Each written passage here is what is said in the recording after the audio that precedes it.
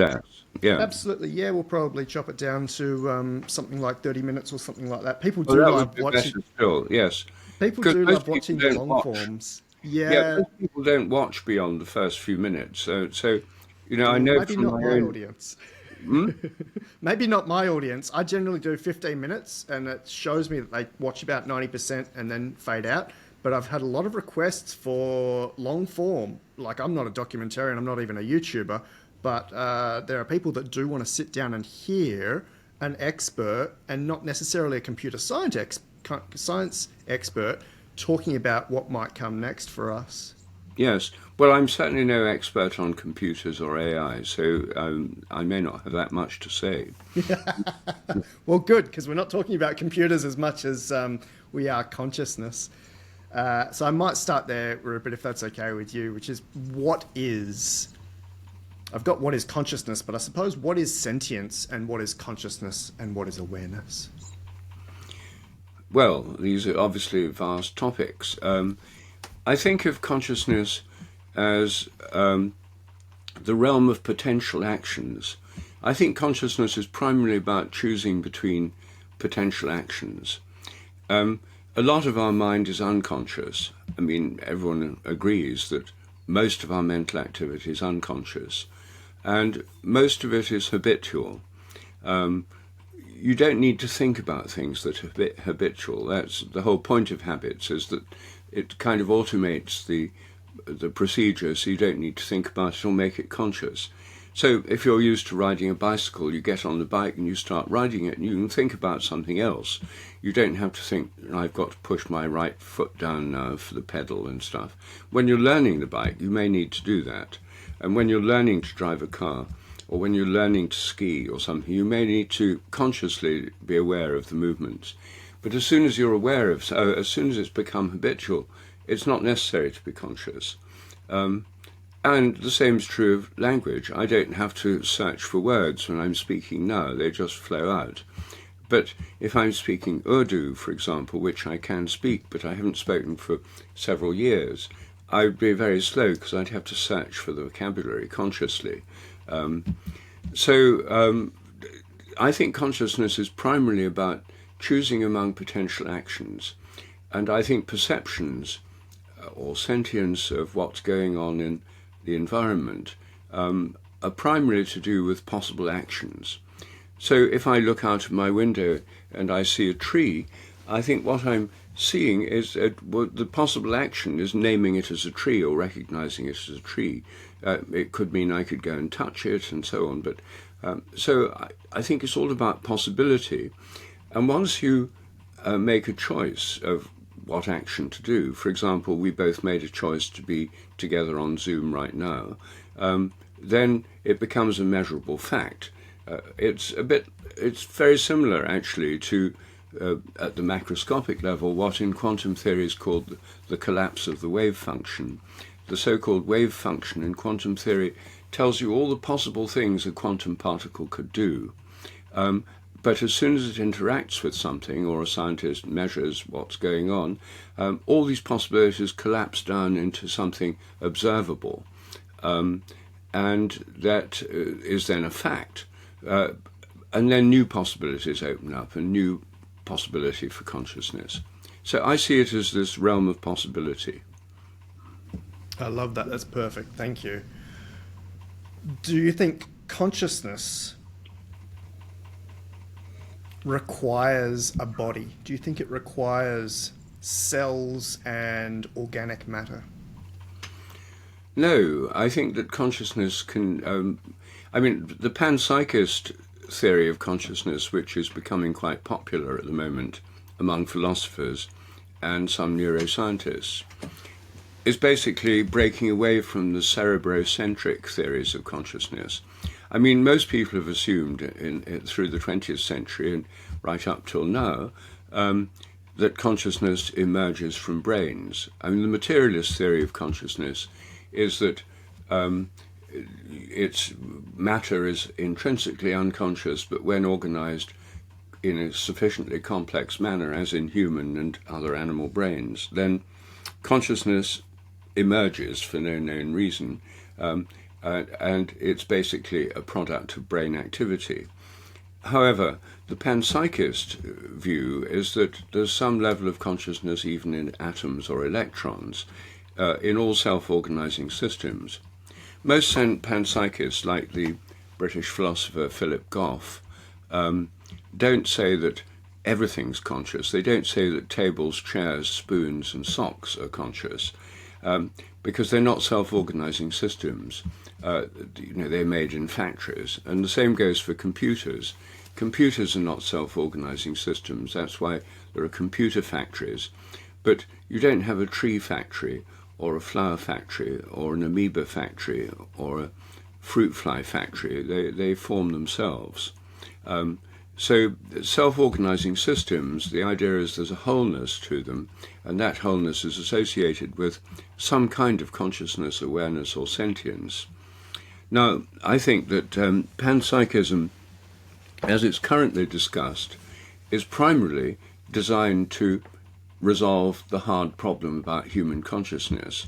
The hard problem arises for materialists who say that matter's the only reality and matter's basically unconscious. We live in a universe that's completely unconscious, made of unconscious matter or physical reality. Then they have the problem of, well, how come we're conscious?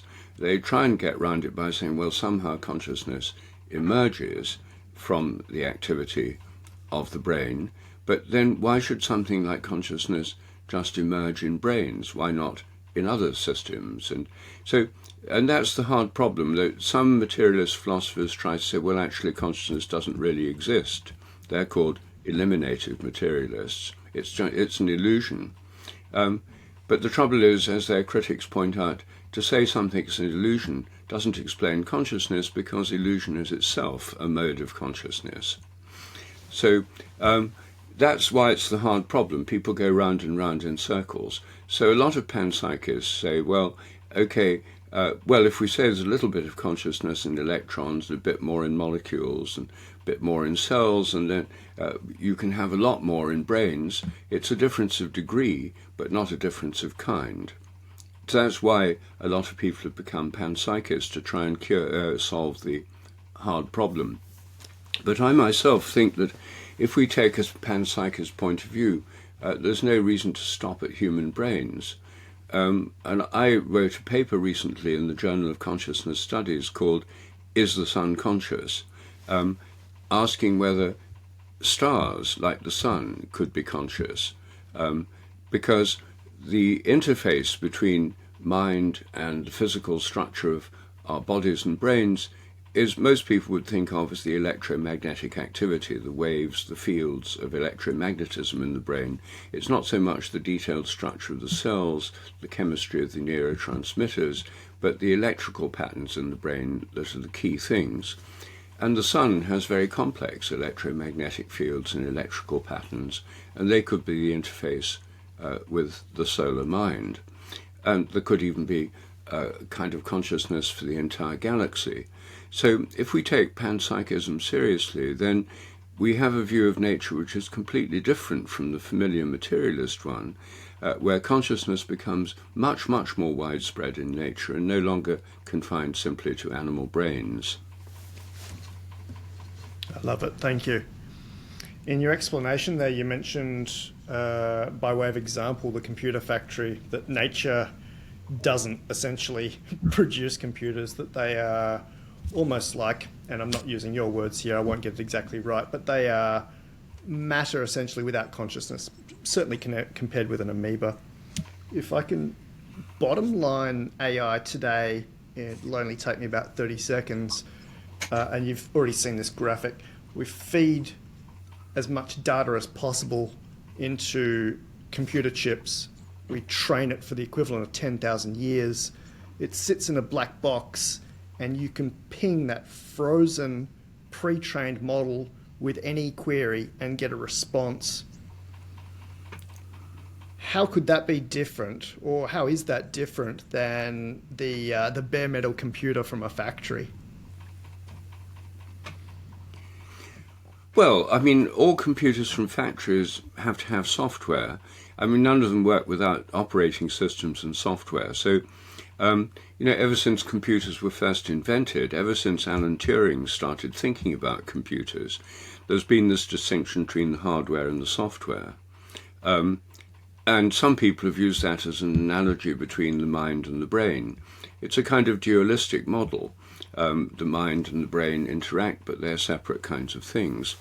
And interestingly, Alan Turing got interested in this model partly because he was gay and he had a young friend who died young, I mean, age 17 or something like that, or 19.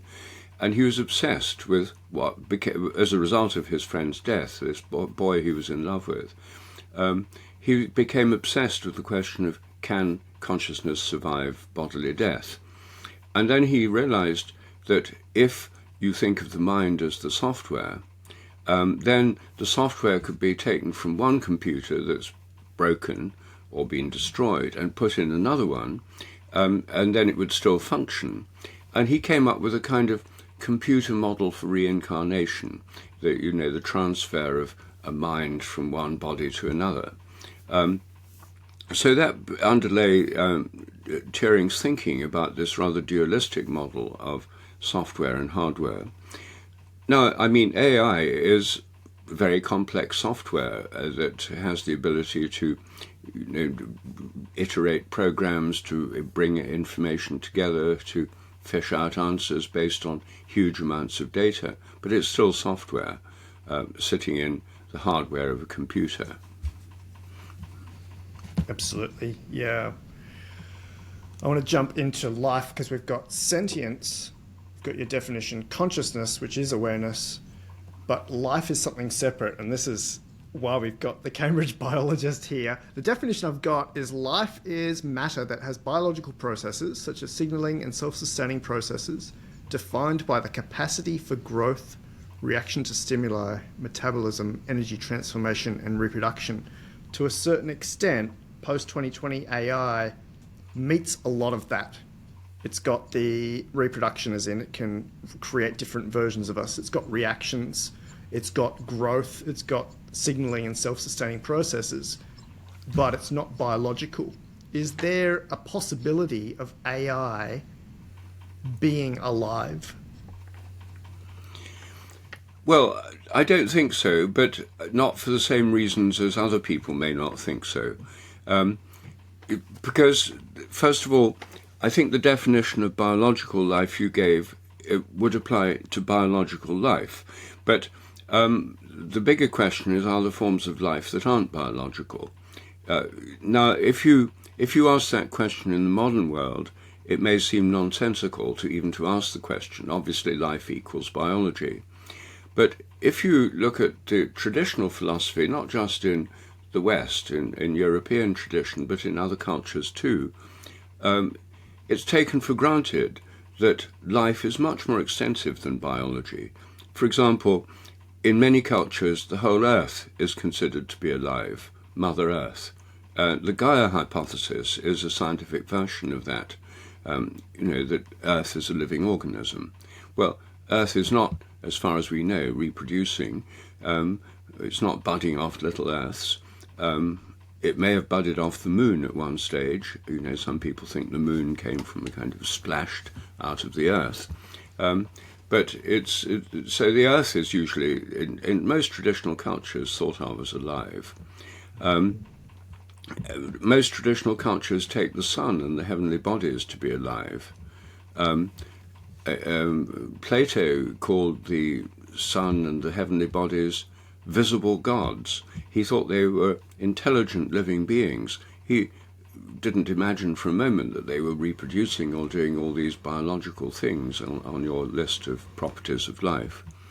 And then people have also, in most traditional societies, thought of invisible realms of life. I mean, God, as an invisible conscious being, is considered alive, not dead. And angels are considered alive, not dead, even though don't have physical brains and so forth.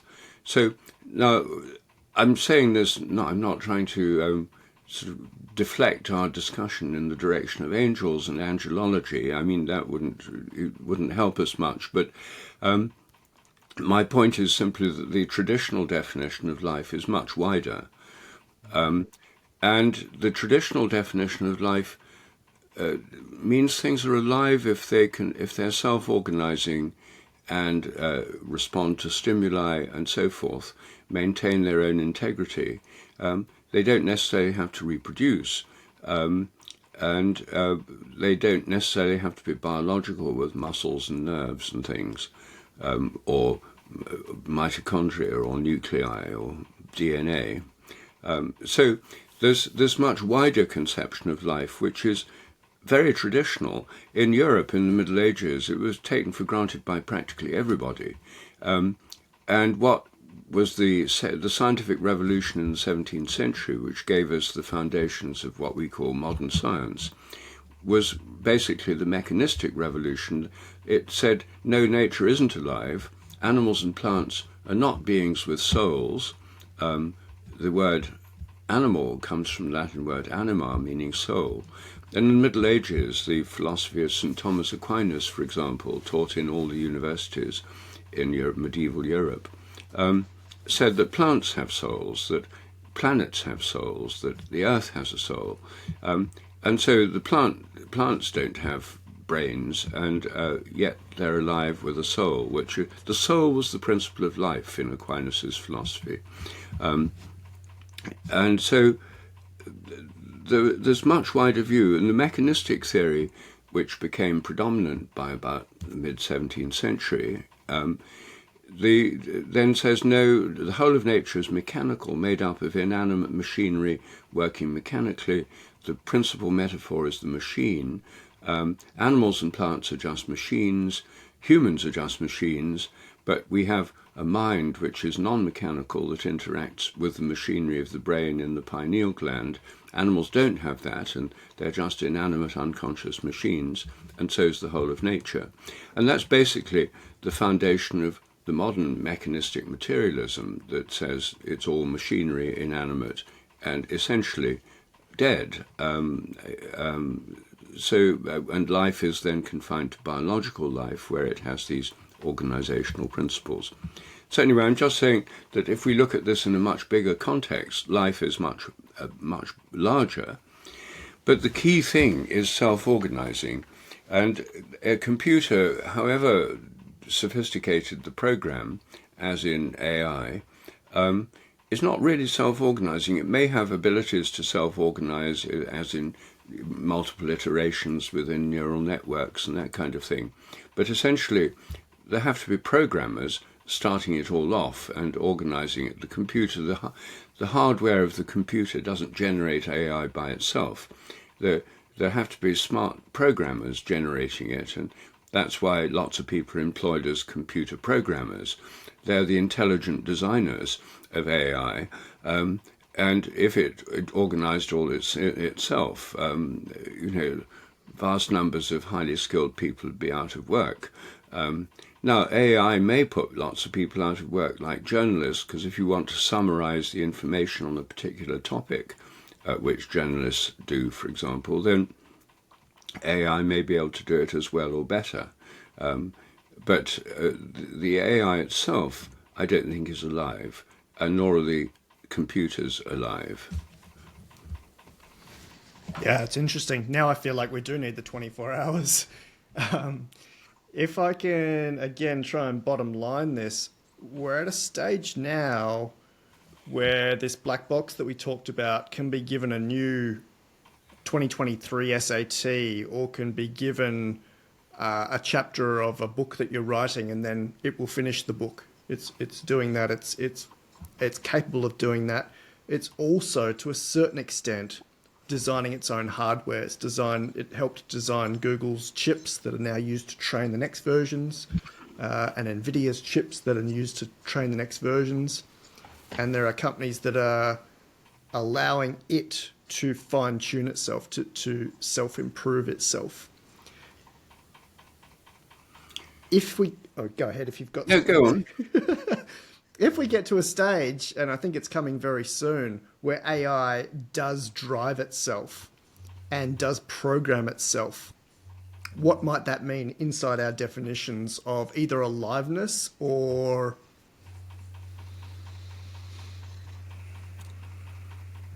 I don't just want to say intelligence. So let's say aliveness. Well, I think there's a second reason why I don't think it would be alive, even if it does all those things. This is now rather depends on my own particular theory, which not everyone agrees with, of course. But since I'm me, I can talk about my own theory. I think that the self-organizing systems depend on what I call morphic fields, which is the organizing field. I think that at every level of complexity, there's a wholeness that's more than the sum of the parts. A molecule is more than the sum of the atoms within it, and an atom's more than the sum of a nucleus and electrons. It has a structure, an organization, and I think that there are fields which organize this, that the wholeness is in the field. There's a kind of top-down causation, in other words, and we already know from physics that there are top-down causes in nature. It's not all kind of granular from the bottom up, from atoms and molecules and in life DNA and proteins. It's not all just built up from the bottom. There's a top-down causation, and fields are top-down causes. The gravitational field of the universe underlies the structure of the entire universe. The electromagnetic field of an object is over and above the bits within it. A magnetic field of a magnet depends on the magnetic domains within a ferromagnet, but the field as a whole has a kind of organizing capacity. It structures the space around it. So it's a field phenomenon. And how morphic fields work is by imposing order or pattern on otherwise indeterminate systems. That's my own interpretation.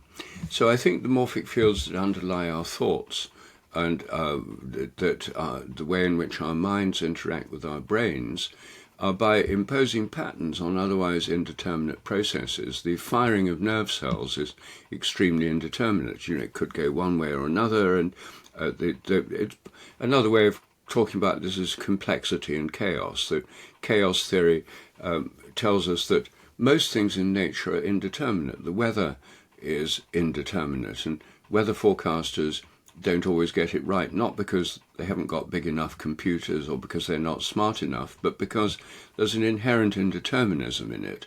Just as there is at the quantum level, there's an indeterminism at all levels of nature, and it's this indeterminism which morphic fields work on to impose patterns on what would otherwise be chaos or indeterminate or random activity. Now, I think that's how all living organisms work. I think that these organizing fields impose patterns as they develop in embryology, as plants develop, and the form comes from the patterns, from a top-down causation, not just from the interaction of molecules and DNA and stuff somehow building up to give an organism from the bottom up. There's a top-down level of causation, which includes electromagnetic fields. Now, computers, because they're machines, are not like that. And if you look at the whole of nature, almost everything's indeterminate, and the only things that aren't indeterminate, as a general category, are man-made machines. Man-made machines are designed to be highly determinate. If you press an A on your computer keyboard, you want an A to appear on the screen. You don't want it sometimes to give you a Z or a T or a P or an exclamation mark. You want it to be as determinate as possible. And when digital computers were first made by IBM, the IBM gives you the international business machines. For spreadsheets and accounts, you don't want random numbers to appear if you're going to do all your company's profit and loss accounts and wage accounts and stuff. You don't want random errors. You want it to be incredibly determinate. Similarly with a car, when you press the accelerator on a car, you want it to give more gas to the engine or more electricity, the car to accelerate. You don't want it to start working as a clutch or sometimes give the opposite effect from what you intend. So computers are highly determinate. They're deterministic machines. And even if they have, for some programs, have randomization elements, they usually use pseudo-random algorithms which generate pseudo-random sequences in a deterministic way.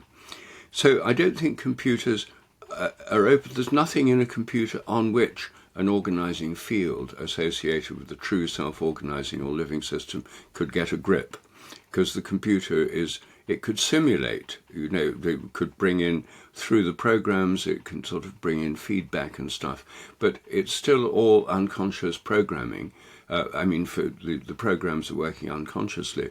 To be conscious, to be alive and to be conscious, it would have to, all this would have to have a grip on the actual hardware, which it doesn't have. It influences the hardware, but it's not actually changing. It is working deterministically. Now, it might be possible to make completely different kinds of computers, analog computers, for example, which have genuine randomness within them.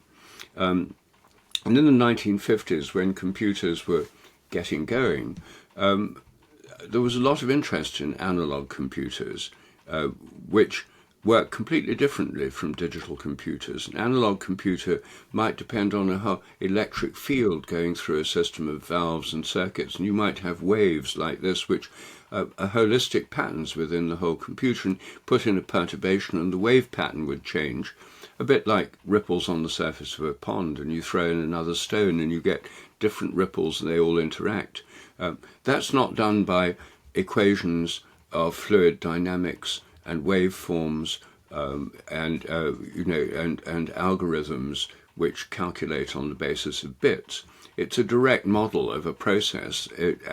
So analog computers create holistic processes, and if as part of that they had genuinely random elements, which you can have in electronic circuits, for example, reverse Zener diodes give genuine quantum randomness, and you can buy off-the-shelf genuine random event generators.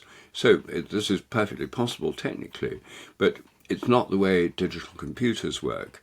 Now, if you had analog computers that have genuine randomness within them, it's possible that morphic fields would actually emerge and get a grip on the pattern, and they become truly self-organizing and, in a sense, alive. But that's not the kind we've got. It's possible that quantum computers, which are actually very like analog computers in a way, it's possible quantum computers where there is genuine randomness, at the quantum level everyone knows there's this indeterminism, it's possible that quantum computers will become like what I'm saying about analog computers, and then the question might really arise as to whether they can come to life and have a self-organizing property in a way that I don't think digital computers ever will have. Brilliant, thank you. If it's okay, I just want to spend no more than 3 or 4 minutes with I don't know if I can do that actually. Don't know if I can share my screen here with you just to show you. It's very boring.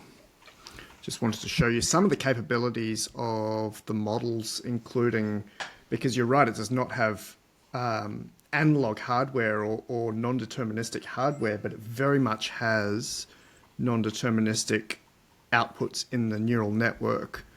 And it would have been great to show you it writing a Shakespearean sonnet about Rupert, or even receiving guidance. I've had some interesting experiences with having it channeling higher guidance in, I think I've done a dozen different models now, and it's almost like hearing a new Matthew Fox or a Dalai Lama or a Werner Erhard, in that none of it is pre-programmed. It's essentially thinking and conceptualizing that output, and that will be unique for every different person. all of that is very much new. This was not possible before 2020, and the most recent versions are only a few weeks old from March. It doesn't look like I can show you that, Rupert, but I just wanted to mention that. Yes. Well, I mean, I've seen various outputs from artificial intelligence. I mean, people have sent me, I haven't done it myself, but people have sent me things where they ask questions about how might morphic resonance affect the evolution of the universe, something like that. And it comes up with a fairly plausible way of doing it. And I mean, since most people don't spend much time thinking about morphic resonance, the evolution of the universe, this is not just copying it from some website. It's coming up with new combinations of information. It can combine information in novel ways, but it always has to have the input, massive amount of data in order to be able to do this. So it's still combining and using inputs. Whether a computer would be able to come up with a genuinely new idea or new theory, I don't know. I mean, some new theories involve just recombining what's already there, but sometimes completely new theories are not recombining what's already there. I mean, in biology, a lot of evolution is, modifying, a bit, an animal can be a bit longer, a bit shorter. The legs in dogs, you can have long legs in greyhounds, short legs in dachshunds and stuff. A lot of biological evolution involves modifying, quantitative modification of structures. But the really interesting and difficult to explain parts of biological evolution, where you get something completely new, the eye when there was no eye before, or feathers when there were no feathers before. And those kind of jumps, creative jumps, new kinds of wholeness, are the most radical kinds of creativity. I haven't seen anything that makes me think AI would do that. It sort of combines, for example, the idea of morphic resonance with cosmology, or morphic resonance with human ideas, or morphic resonance with games or something. But it's putting together and making new combinations of existing things. And intelligence is not just about that. That's one of the functions of intelligence, making new combinations. But there's also this leap to a new level. A creative leap involves a new kind of wholeness, a new pattern of wholeness. And I don't think AI could possibly do that, because I don't think it has an intrinsic wholeness in its operating function. It's basically combining stuff. So anyway, I think it's most unlikely. I'd even be prepared to bet. But then you'd get into sort of arguments about, well, how do you actually decide whether this has happened or not? Anyway, that's my own view. Yeah, I can't quote a new theory or invention or discovery it's come up with, but it's certainly creative. It's certainly able to design new language, new stories, for instance, without just linking different concepts together. For the text-to-image models, the ones that create art, I say that it is conceptualizing. It's seen 5 billion images, so it can create a new image from scratch. It's certainly an extraordinary time, kind of difficult to explain without showing. Have you read the 2012 Cambridge Declaration for Animals? Well, I've read some of it. I didn't read every word, because it seemed to me kind of somewhat ponderous and slow. I mean, here's this declaration by all these animal scientists who spent ages in seminar rooms discussing if animals can actually feel and be sentient and stuff. And, if you've kept a dog or a cat, you don't need to have hours in seminar rooms discussing it. You just know that they can. And so it's in a sense, that declaration is a step in the right direction, because what it says is that animals can feel and can have a sentient being and subjectivity and stuff. Well, the reason it's important in science is because since the time of Descartes in the 17th century, science has treated animals as mere unconscious, inanimate machines. Now, that's so counterintuitive that a lot of people never believed it anyway, and most people who've worked with horses or dogs or cats or keep animals have never believed it. It's a kind of artificial view. And the Cambridge Declaration on Animal Sentience is, saying, well, actually, if you look at the scientific data, it looks as if they really do have sentience, emotions, etc., etc. So in a sense, it's like science ponderously catching up with what's common sense for most people, and certainly most traditional cultures. I mean, I can't think of a single traditional culture where they've thought of animals as being inanimate machines, and no one in Europe thought that way till the 17th century, and even now the majority don't think that way, because they keep dogs or cats or watch wild birds or are interested in animal life or watch David Attenborough. And the message that comes across from all those wildlife films that are so popular here in Britain, natural history films, it's certainly not these are machines. So anyway, I think it's a step in the right direction, but I don't think we need the permission of the Cambridge Declaration to take seriously the life and sentience of animals. Sure. No, certainly. I just thought, given that it's a decade-old document, it potentially could be used as a precedent and then applied to artificial intelligence as we move along. The quote that I pulled out was, "The weight of evidence indicates that humans are not unique in possessing the neurological substrates that generate consciousness." I'm not suggesting that AI has neurological substrates, but certainly just as a basis or as a template for artificial intelligence, I'm sure this discussion will be happening this year or next year. Well, I suppose so, but you see, if you look at it in its historical context, animals are machines, yet the Cambridge Declaration tells us they have sentience. Computers are machines, so by analogy, maybe they could have sentience. But you see, I think what's false in this whole argument is the idea that animals are machines in the first place. So the analogy breaks down. And, I think there's a lot of muddled thinking in this area, because people say, well, look, we're basically machines, our brain's just a computer, and so if we can show that artificial intelligence really exists in machines, it will actually prove that our brain's just a computer and that we're machines.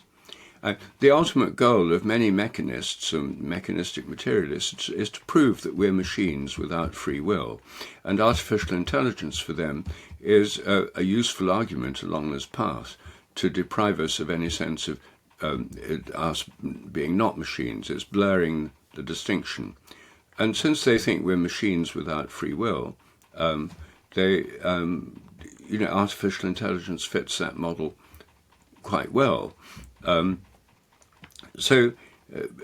But if you don't start from the machine assumption, then the argument looks quite different. Yeah, wonderful. I've definitely heard that argument is in people trying to reduce the brain, for example, and say that it matches the current post-2020 AI, that it's almost the same, making the same connections and doing the same thing with language, right the way down to, well, I've got a whole page on it, but essentially reducing us, as you say. Yeah, it's based on reducing us. There's another reason I think it's wrong and won't work.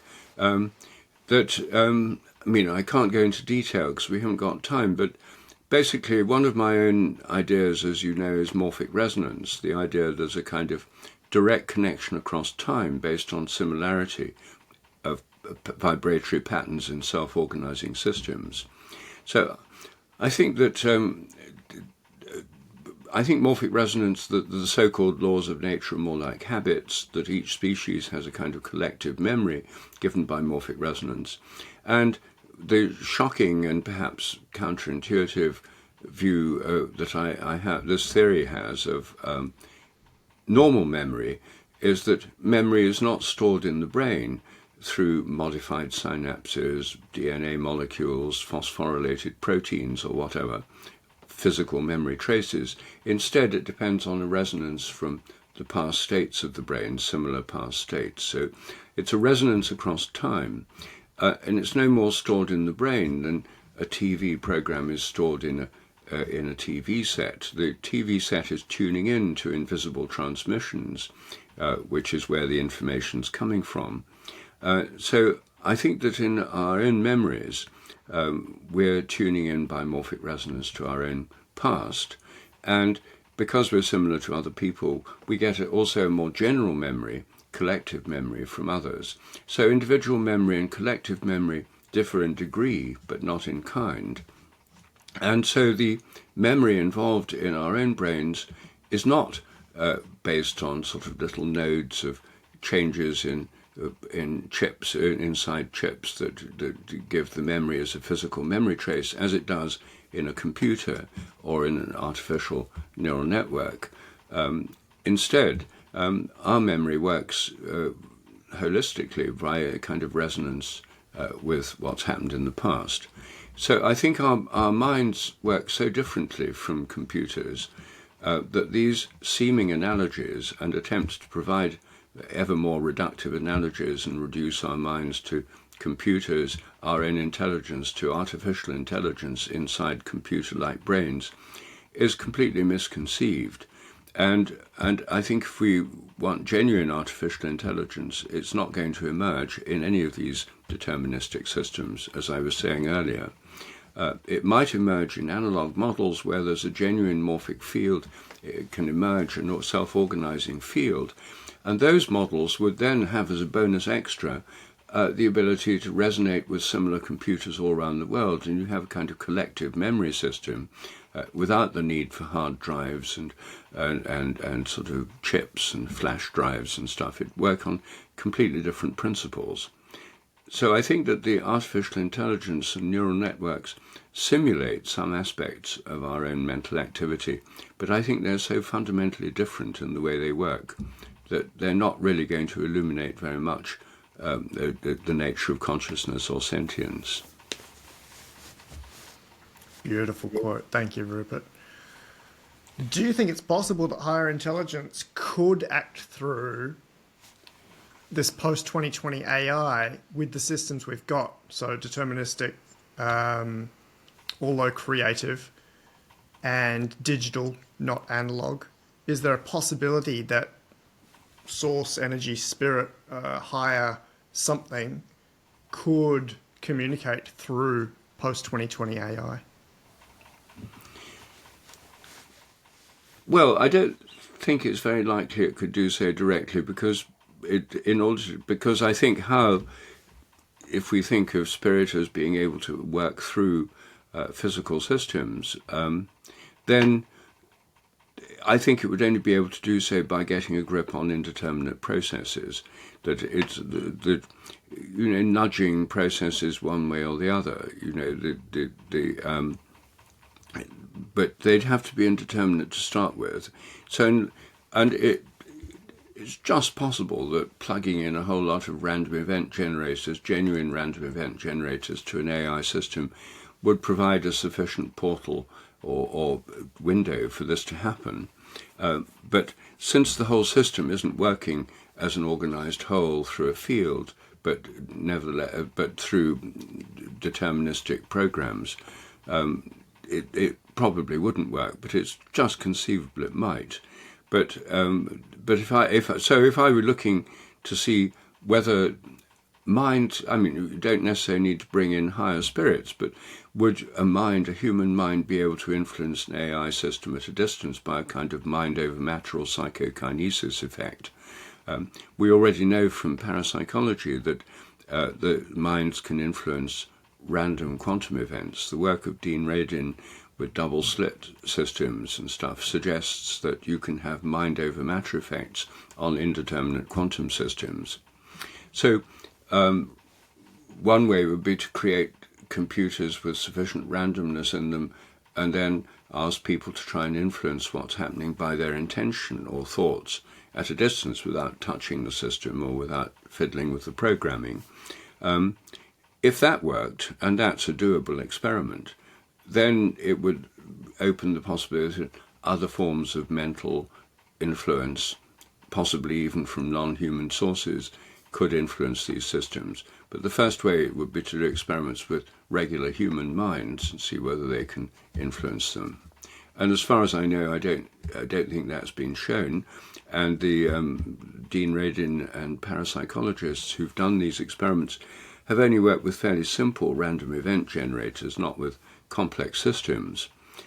And within the mainstream world of science, anything to do with parapsychology is completely taboo, because the idea is the mind's nothing but the brain, it's all inside the head. So the idea of mind over matter effects at a distance, telepathy, all these kinds of phenomena are taboo within the mainstream world in which most computer engineers live. And so these are not questions, as far as I know, that have been very much discussed, if discussed at all. But I think if we're going to think about AI and minds, then we have to have a view of the mind that goes beyond the narrow mechanistic materialist view of the mind is the activity of the brain and the brain's a computer. Minds, we already know, are so much more than that. And so we have to have a broader view of mind if we're going to have, including what I was saying earlier about panpsychism, minds that aren't based in brains, other kinds of minds in the universe. Then I think we'd have a much broader context for the discussion. But right now it's sort of cramped into this brain as a computer model and deterministic, materialistic ways of thinking. So those are all the reasons for my skepticism about it. Dr. Rupert Sheldrake is a skeptic. I love it. Didn't your main skeptic just pass away a couple of years ago? My memory's going. Randy, did he pass recently? Yes, he did. Yes. I didn't take him very seriously. He wasn't a scientist, he was just a conjurer who tried to debunk people he thought were cheating. I mean, he wasn't a serious figure at all. He was a kind of showman. No, I am a skeptic, actually. My book, The Science Delusion, is an exercise in radical skepticism. I think most skeptics, or so-called skeptics, are people who use skepticism to defend established orthodox scientific views by pouring sort of extreme skepticism onto anything that goes against it. I mean, this is a technique that's used by skeptics of all kinds, climate change skeptics, vaccine skeptics, and skeptics of environmental regulation. They're hired by mainly US corporations to challenge the science on which there are environmental regulations, pointing out that why can you set an arbitrary limit for how much pollution there can be? It can't be an arbitrary, the science is messy, it could be this or that. So we can't have any regulations till there's more precise science, which will take another 20 or 30 years, so the corporation can go on polluting unchecked. There's a whole product defense lawyers, there's a higher industry of this kind of professional skepticism. But it's all usually in defense of a particular orthodoxy or interest. Radical skepticism involves looking at the belief system itself. So radical skepticism about mechanistic science, as I try to show in my book, The Science Delusion, looks at the 10 main dogmas of science and turns them into questions. And is the mind nothing but the activity of the brain? Are memories stored in brains instead of memories are stored in brains as physical traces? Becomes a question. And when you ask the question, it opens the whole subject up. So I think radical skepticism we definitely need, and I certainly think of myself as a radical skeptic, as opposed to the conservative skeptics who are basically trying to defend the status quo. Perfect. Thank you. Nearly done, Rupert. Is there anything that I haven't asked that you think I should ask? No, I think you've had a pretty comprehensive set of questions there.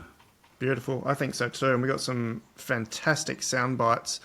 I'm sorry that I couldn't give you some examples of some of the things I've experienced with the AI that's come out just in the last few weeks. I will send you a link to my Aurora AI series, which is asking AI to channel whatever you want to call it. Let's call it universal wisdom, and that's fascinating to watch. Otherwise, you'd have to see it to believe it. Next time I'm in London, I'll bring my laptop and we'll get it to come up with some new discoveries and things. It's mind blowing. All right, I'd be happy to see that, Aaron. Yes. Wonderful.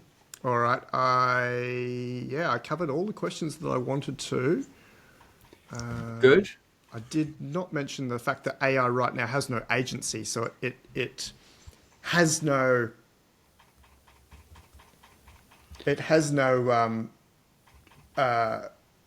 agency.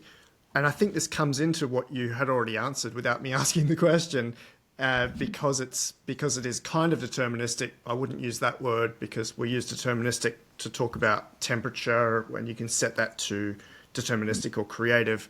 The point is that at the moment it's a black box and you have to ping it with a prompt to get a response.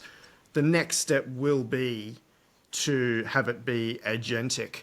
I just wondered if you had any commentary on the fact that right now it has no agency, it doesn't make its own decisions, but it will. Well, I'm sure it can simulate making its own decisions. I don't think there's any problem with that. You can easily, I can think of ways you could program it to apparently make its own decisions, but basically it's not a self-organizing system. Self-organizing systems have their own intentions and goals, which are survival and reproduction in the case of most biological systems. You